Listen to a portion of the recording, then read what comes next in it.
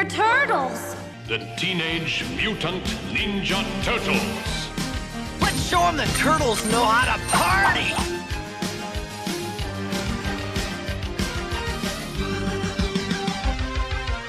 We got Raphael #1 coming in at the list at #2.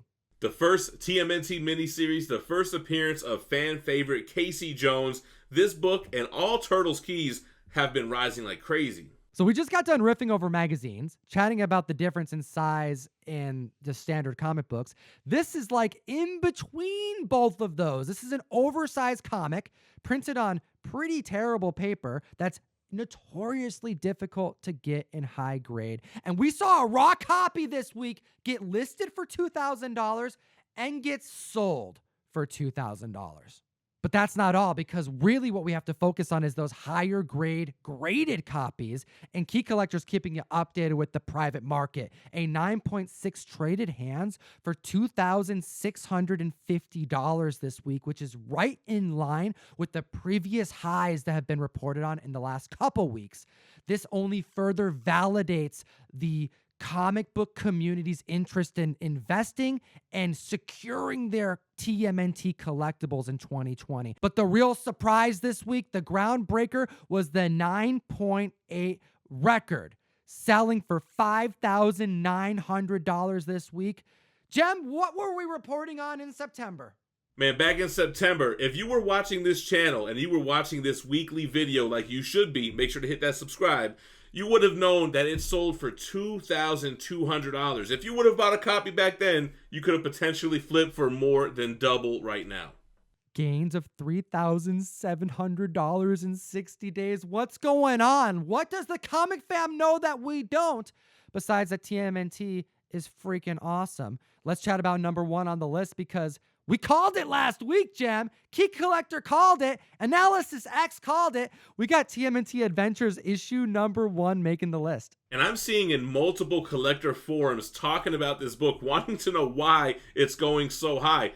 I don't know. Maybe someone can tell me. I think it has to do with earlier collectibles in the run starting to outprice themselves so severely that officially now it's open season. People are looking for the next keys to get.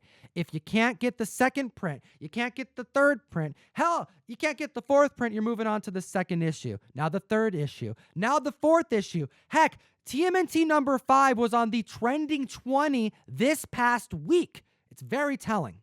Yeah, and when those old TMNT Mirage books get out of your price range, you're going to look to the next volume, the Archie series, the TMNT Adventures #1. And hey, who doesn't love Bebop and Rocksteady and Krang? This is where the Turtles get their signature bandanas. Really, this right here, to some people, could be looked at as like the real first appearance of the Turtles they actually grew up with.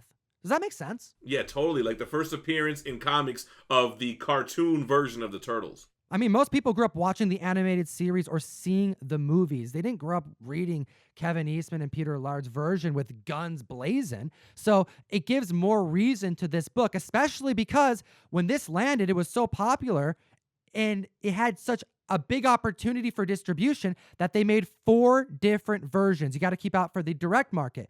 You have to keep an eye out for the newsstand, but you have to remember they also took it to Canadian markets where it was sold on the Canadian direct and newsstand market. That's 4 different versions.